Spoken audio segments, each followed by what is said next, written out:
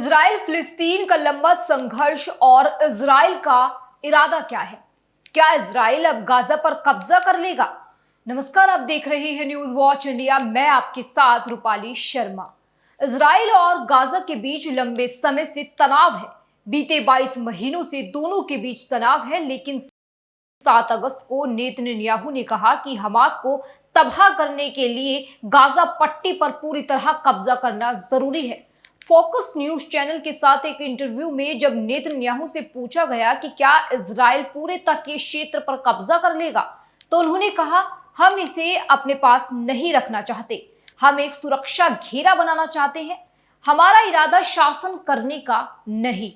Israeli सुरक्षा परिषद ने अब नेतन्याहू के प्लान को मंजूरी दे दी है। इधर इजरायली सेना यानी आईडीएफ का कहना है कि गाजा का करीब 75% हिस्सा उसके कब्जे में है। तो क्या अब जंग का अंत होने वाला है और हमास का खात्मा? नेतन्याहू ने इस बात पर भी बल दिया है कि इजराइल गाजा पर नागरिक शासन नहीं करेगा और ना ही फिलिस्तीनी अथॉरिटी को इसमें कोई भूमिका दी जाएगी। मकसद गाजा को हमास के आतंक से मुक्त करना, वहां के लोगों को आजादी देना और फिर शासन एक जिम्मेदार अरब ताकत को सौंपना है जो खतरा ना बने और गाजा के लोगों को अच्छा जीवन दे।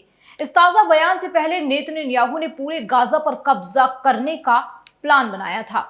इसे बिग गाजा प्लान नाम दिया गया था। हालांकि उनके प्लान पर सेना से सहमति नहीं बन पाई थी। इजरायली डिफेंस फोर्स आईडीएफ के chief of staff lieutenant general Eyal Zamir ने योजना पर आपत्ति जताई थी। इससे इजरायली राजनीतिक और सैन्य नेतृत्व के बीच टकराव की स्थिति बन गई थी।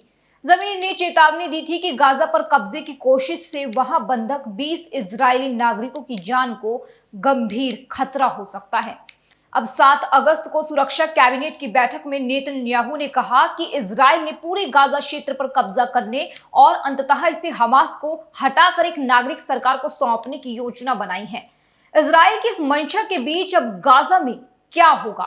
दरअसल इजराइल ने बार बार गाजा शहर पर बमबारी की है, वहां कई रेड मारे हैं, लेकिन हमास उग्रवादी फिर से संगठित होने के कारण बार बार अलग अलग इलाकों में लौट आए हैं। लेकिन ये भी साफ नहीं है कि गाजा शहर में आज के टाइम में कितने लोग रहते हैं। वैसे गाजा सिटी युद्ध से पहले गाजा का सबसे बड़ा शहर था।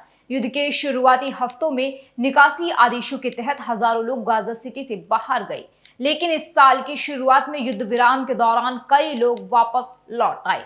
गाजा में सैन्य अभियानों का विस्तार अनगिनत फिलिस्तीनियों और लगभग बाकी 20 इजरायली बंधकों के जीवन को खतरे में डाल देगा। ये भी आशंका है कि इजराइल अंतर्राष्ट्रीय स्तर पर अलग थलग हो सकता है। इजराइल पहले से ही तबाह हुए गाजा क्षेत्र के लगभग 3/4 हिस्से पर नियंत्रण रखता है। इस खबर पर आप अपनी क्या राय रखते हैं? कमेंट सेक्शन में बताइएगा। देश दुनिया की तमाम खबरों के लिए देखते रहिए न्यूज वॉच इंडिया। मैं आपके साथ रूपाली शर्मा। नमस्कार।